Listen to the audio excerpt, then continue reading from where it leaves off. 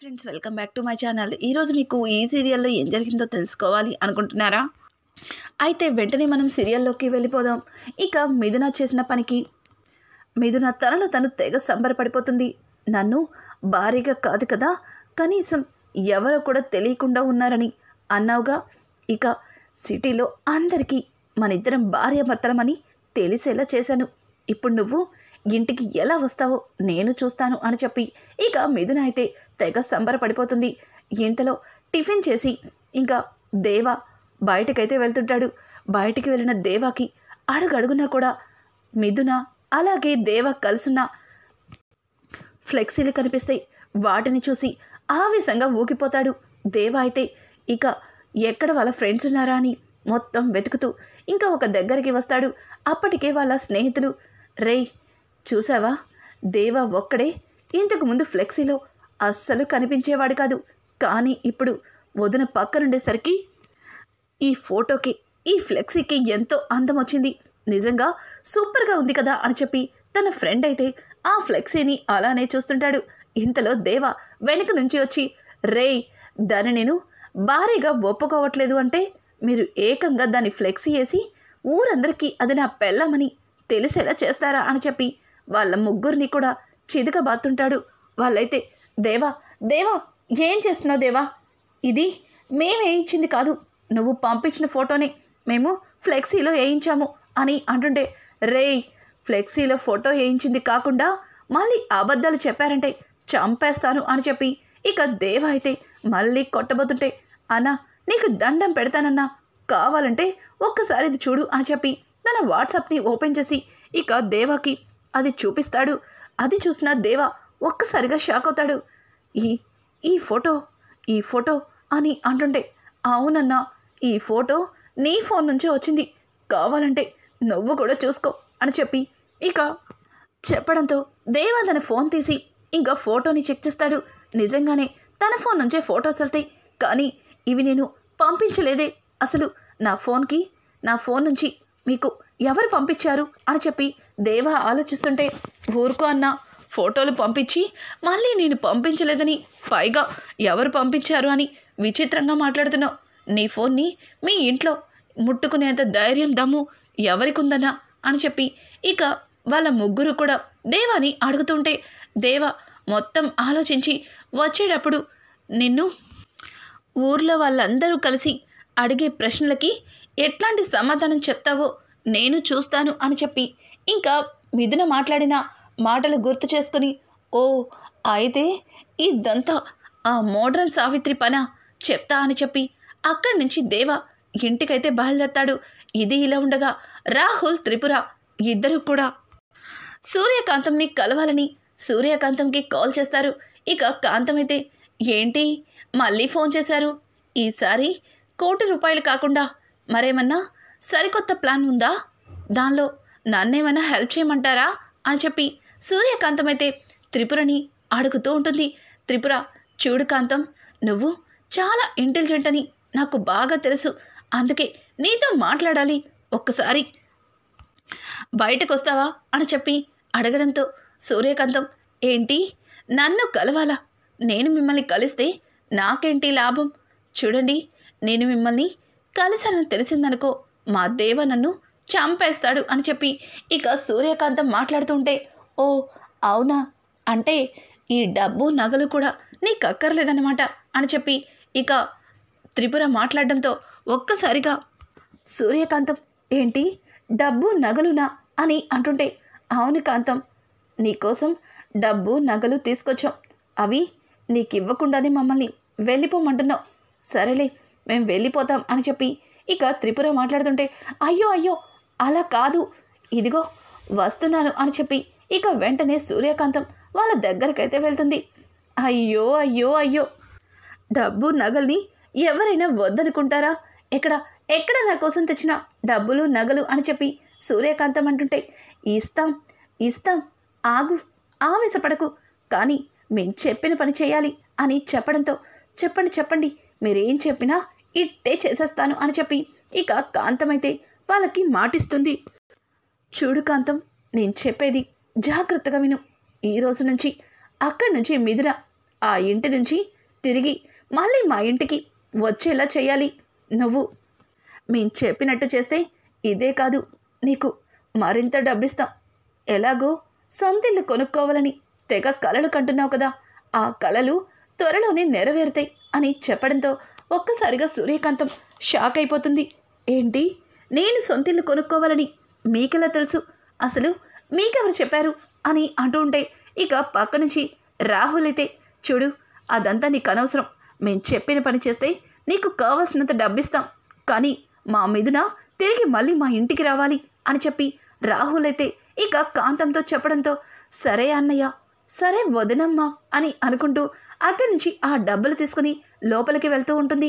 ఇంతలో ప్రమోదిని అయితే, కాంతం ఏంటి చాలా కంగారుగా బయటికి వెళ్ళావు, ఏమైంది అని అడగడంతో, ఇదొకత్తి, ఎక్కడికైనా వెళ్తే చాలు సిఐడి ఆఫీసర్లాగా ఎక్కడికి వెళ్ళామో వివరాలు చెప్పాలి అని అనుకుంటూ, అదేం లేదక్క, ఊరికే ఇంట్లో ఏమీ తోచక అలా బయటికి వెళ్ళాను అని అంటుంటే, మరి ఆ చేతిలో ఆ బ్యాగ్ ఏంటి అని అంటుంటే, ఏంటక్క బయటికి వెళ్తే అన్నీ నీకు చెప్పాలా, నాకు నచ్చిందేదో కొనుక్కున్నాను, అయినా అన్నీ నీకే కావాలి, నీకు కూడా కావాలంటే మీ ఆయన్ని డబ్బులు అడిగి తెచ్చుకొని కొనుక్కోవచ్చు కదా అని చెప్పి సూర్యకాంతమైతే మూతి విరుచుకుంటూ లోపలికి వెళ్ళిపోతుంది.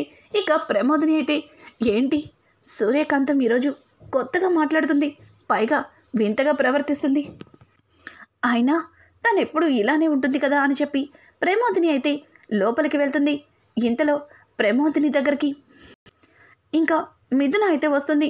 మిథున్ని చూసిన ప్రమోదిని, ఏంటి మిథున, ఏమైనా కావాలా అని అంటుంటే, అక్క అది మీతో కాస్త మాట్లాడాలి అని అడగడంతో దానికి ప్రమోదిని, చెప్పు మిథున, ఏం మాట్లాడాలి అని అడగడంతో ఆ మాటలకి ఇక మిథున అయితే, అది కాదక్క, అది దేవా అని అంటుంటే, చూడు మిథున, దేవా గురించి నాకు తెలిసిన అన్ని విషయాలు నీతో చెప్పాను, ఇంకేం కావాలి అని అంటుంటే, అది దేవా గతం అని మాట్లాడుతూ ఉంటే, ఏంటి దేవా గతమా, దేవా గతం ఏంటి అని అడగడంతో ఇక మిథునకి తన మనసులో ప్రమోదినికి ఏమీ తెలీదని అర్థమవుతుంది.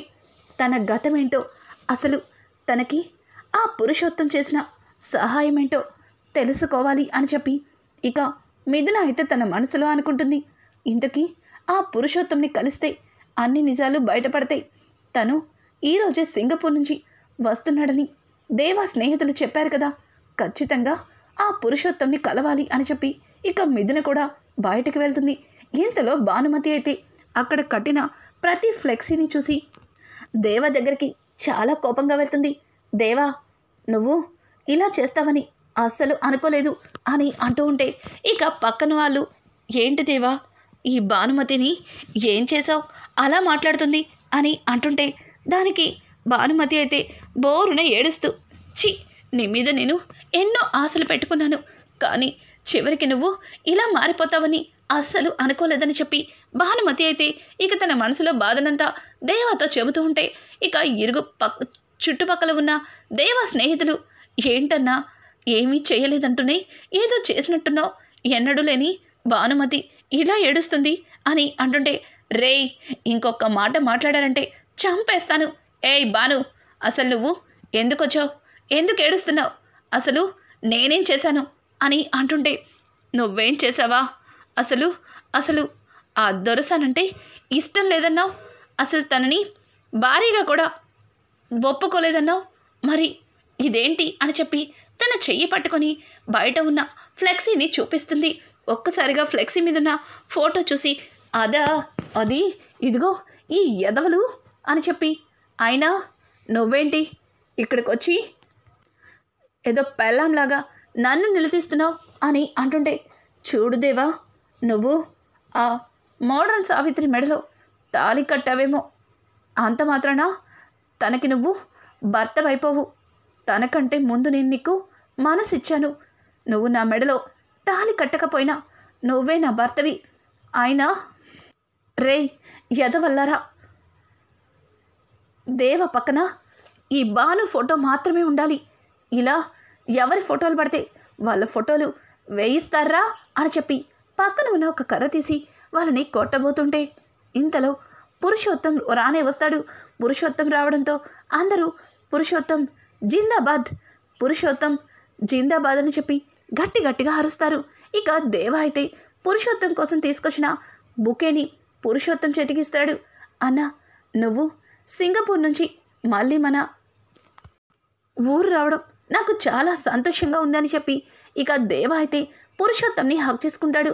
పురుషోత్తం ఫ్లెక్సీలన్నీ చూసి, ఏంటి దేవా పెళ్లి చేసుకున్నావంట, ప్రతి ఫ్లెక్సీలోనూ నీ భార్య ఫోటోనే కనిపిస్తుంది, నిజంగా ఇదంతా నిజమేనా అని అంటుంటే, అన్నా ఇప్పుడు నీకు చెప్పినా అర్థం కాదు, అదంతా పెద్ద కథ, భార్య లేదు ఏమీ లేదు, నువ్వు లోపలికి రా అన్నా అని అంటూ ఉంటే పురుషోత్తం, చూడు చూడు దేవా, నువ్వు పెళ్లి చేసుకోవడం నాకు చాలా సంతోషంగా ఉంది. ఒక్కసారిగా ఆ ఫ్లెక్సీలో నిన్ను అలాగే నీ భార్యని చూసినాక నాకు చాలా సంతోషంగా అనిపించింది. ఒక విధంగా చెప్పాలంటే నా అని అన్నగానే వెనక నుంచి ఇక మిథున నడుచుకుంటూ వస్తుంది. ఏయ్ నువ్వెందుకొచ్చో అని చెప్పి ఇక దేవ అయితే కోపంగా మిథునని అడుగుతాడు. మిథున, నువ్విక్కడికి ఎందుకొచ్చావో నేను కూడా అందుకే వచ్చాను, పురుషోత్తం గారికి వెల్కమ్ చెప్పాలని వచ్చాను అని చెప్పి ఇంకా పురుషోత్తంతో, నమస్కారం, నా పేరు మిథున, నేను ఈ దేవాకి భార్యని అని చెప్పి ఇక సింగపూర్ నుంచి వచ్చినందుకు సంతోషం అని ఇక మిథున అయితే ఇట్టే పురుషోత్తంతో మాటలు కలిపి ఆయనకి క్లోజ్ అవుతుంది. ఇక పురుషోత్తం కూడా మిథునని చూసి చాలా ఆనందపడతాడు. రే దేవా, అమ్మాయి చాలా బాగుంది, అలాగే చాలా అనుకువగా ఉంది, పెద్దలంటే గౌరవం కూడా ఉంది, నువ్వు చాలా మంచి అమ్మాయినే పెళ్లి చేసుకున్నావు, నువ్వు అలాగే ఉండిపోతావేమో అని చాలా భయపడ్డానురా, కానీ నాకిప్పుడు చాలా సంతోషంగా ఉంది అని చెప్పి పురుషోత్తమైతే ఇక దేవాతో మాట్లాడుతుంటే మిథునకి అప్పుడప్పుడే కొంచెంగా అర్థమవుతుంది. ఇక మిథున అయితే నేను మీతో మాట్లాడచ్చా అని అంటుంటే, ఏయ్ అన్న ఇప్పుడే సింగపూర్ నుంచి వచ్చాడు, అయినా అన్నతో ఏం మాటలుంటాయి, నోరు మూసుకొని ఇక ఇంటికి వెళ్ళు, అన్నకి వెల్కమ్ చెప్పావు కదా, పైగా నా పెళ్ళానని కూడా అన్నకు చెప్పావు కదా, ఇక వెళ్ళు అని చెప్పి అక్కడి నుంచి మిథునని పంపించేస్తాడు. మిథున అయితే ఇప్పుడు కాదు, నేను పురుషోత్తం గారిని ఒంటరిగా కలవాలి అని చెప్పి తన మనసులో అనుకుంటూ అక్కడి నుంచి మిథున వెళ్ళిపోతుంది. ఇక మరుసటి రోజు మిథున దేవాలేని టైంలో ఇంకా పురుషోత్తం దగ్గరికి వెళ్తుంది. పురుషోత్తం మిథునని చూసి చాలా ఆనందపడతాడు. రామ్మా రా, నేను చూస్తుంటే నా కూతురే నా దగ్గరికి నడుచుకుంటూ వస్తున్నట్టు అనిపిస్తుంది అని చెప్పడంతో ఇక మిథున అయితే, మరి మీ అమ్మాయి ఇప్పుడు ఏం చేస్తుందండి అని అంటుంటే ఒక్కసారిగా పురుషోత్తం చాలా బాధపడతాడు. ఇంకా మిథున అయితే, ఏమైందండి, నేను మీ అమ్మాయి గురించి అడిగితే మీరు ఏం చెప్పట్లేదు అని అడగడంతో ఆ మాటలకి పురుషోత్తం, నా కూతురు నాకంటే ముందుగానే వాళ్ళమ్మ దగ్గరికి వెళ్ళిపోయింది అని చెప్పడంతో ఒక్కసారిగా మిథున తల పైకెత్తి చూసేసరికి తన భార్య అలాగే తన కూతురు ఫోటోలకి దండ వేసుంటుంది. అది చూసిన మిథున, సారీ అండి, నేను అనవసరంగా మిమ్మల్ని బాధ పెట్టాను, తెలియక అడిగాను అని చెప్పి ఇక మిథున అయితే పురుషోత్తంకి క్షమాపణ చెప్తుంది. పురుషోత్తం, పర్వాలేదులేమ్మా, నువ్వు కూడా తెలియకే కదా అడిగావు అని అంటుంటే, మిమ్మల్ని చూస్తుంటే చాలా మంచివారిలా కనిపిస్తున్నారు, కానీ మీరు ఈ రౌడీయిజం అని అంటూ ఉంటే, చూడమ్మా, ఇది మా తాతగారి నుంచి వస్తున్న మా వృత్తి, అలా అని మేము రౌడీలమని మూర్ఖత్వంగా ఉంటామని అనుకుంటున్నావేమో, అలా ఏం కాదమ్మా, మేము అవసరానికి మాత్రమే రౌడీయిజం చేస్తాం, అలా అని అమాయకుల్ని బాధ పెట్టం. అయినా మా కథంతా నీకెందుకులే, నువ్వు ఎందుకు వచ్చావమ్మా, దేవ కోసమా అని అంటుంటే, లేదు సార్, నేను దేవ కోసం రాలేదు, మీకోసమే వచ్చాను, మీతో మాట్లాడాలి అని చెప్పడంతో, ఏంటమ్మా నాతో ఏం మాట్లాడాలి అని అడగడంతో, అది దేవా గురించి అని చెప్తుంటే, ఏంటమ్మా వాడు నిన్నేమన్నా ఇబ్బంది పెడుతున్నాడా అని అడగడంతో, అదేం కాదు సార్, అసలు దేవాకి మీకు ఎట్లా పరిచయమైంది? పైగా దేవా గతంలో ఏదో మీరు సహాయం చేశారని దేవా పదే పదే అంటున్నప్పుడు విన్నాను. అసలు దేవా గతమేంటి? దేవాకి మీకు ఏ విధంగా పరిచయమైంది? అదంతా నాకు తెలుసుకోవాలనుంది. అందుకే మీ దగ్గరకు వచ్చాను అని చెప్పడంతో ఇక పురుషోత్తమైతే దేవా గతం గురించి ఇంకా మిథునకి చెప్పడం మొదలు పెడతాడు. దేవా కాలేజ్ డేస్లో నా కూతుర్ని ప్రాణానికి ప్రాణంగా ప్రేమించాడు. అలాగే నా కూతురు కూడా దేవాని ప్రాణంగా ప్రేమించింది. వాళ్ళిద్దరి ప్రేమకి నేను ఒప్పుకోలేదు. మమ్మల్ని కాదని దేవాతో వెళ్ళిపోయింది. కానీ ఆ కోపం తట్టుకోలేక ఎలా అయినా సరే దేవాని చంపేసి తిరిగి మళ్ళీ నా కూతుర్ని నా దగ్గరికి తెచ్చుకోవాలి అనుకున్నాను. ఆ పొరపాటే ఈరోజు నా కూతురు నా నుంచి దూరం అయ్యేలా చేసింది అని చెప్పడంతో ఒక్కసారిగా మిథునకి ఏమీ అర్థం కాదు. సార్, మీరేం చెప్తున్నారు అని అంటుంటే, అవునమ్మా అవును, నా కూతుర్ని చంపటానికి వాళ్ళిద్దరూ ఉన్న ప్లేస్కి వెళ్ళాను. అక్కడ నా కూతుర్ని చంపేద్దాం అనుకునేలోపే తను తల్లి కాబోతుంది అన్న మాట డాక్టర్ చెప్పగానే తనని చంపాలనుకున్న నేను అక్కడే ఆగిపోయాను. నన్ను చూసిన నా కూతురు పరిగెత్తుకుంటూ నా దగ్గరికి వచ్చింది. నాన్న, నేను తల్లినవుతున్నాను నాన్న, నా కడుపులో మన అమ్మ పుడుతుంది నాన్న అని చెప్పిన మాటలు ఈ రోజుకి కూడా నా చెవులకి వినిపిస్తున్నాయి. నాకు చాలా సంతోషంగా అనిపించింది. ఇంకా దేవాని అలాగే నా కూతుర్ని నా ఇంటికి తీసుకువెళ్ళాలి అనుకున్నాను. దేవా చేసిన పనికి వాళ్ళింట్లో వాళ్ళెవ్వరూ కూడా దేవాని ఇంటికి రానివ్వలేదు. ఇక దేవాని నా కూతుర్ని నా ఇంటికి తీసుకెళ్తున్నప్పుడు అనుకోకుండా తాగిన మత్తులో దేవా ఎంత చెప్తున్నా వినకుండా ఫాస్ట్గా డ్రైవింగ్ చేశాను. ఆ టైంలోనే ఎదురు నుంచి ఒక పెద్ద లారీకి డాష్ ఇచ్చాను. ఆ యాక్సిడెంట్లో నా కూతురు నన్ను వదిలి పైలోకాలు వెళ్ళిపోయింది. నా కూతుర్ని నా చేతులతోనే చంపుకున్నాను అని చెప్పి ఇక పురుషోత్తం చెప్పిన మాటలకి ఒక్కసారిగా మిథున కూడా చాలా బాధపడుతుంది. ఆ రోజు నుంచి ఈ రోజు వరకు కూడా దేవా నన్ను ఏ రోజు ఒంటరిగా వదిలిపెట్టలేదు. నాతోనే నా వెన్నంటే నా పక్కనే నిలబడ్డాడు. నాకు ప్రతి విషయంలోనూ తన సహాయం చేశాడు. వాడిక జీవితంలో పెళ్లి చేసుకోడని చాలా బాధపడ్డాను. కానీ అనుకోకుండా వాడి జీవితంలోకి నువ్వొచ్చావు.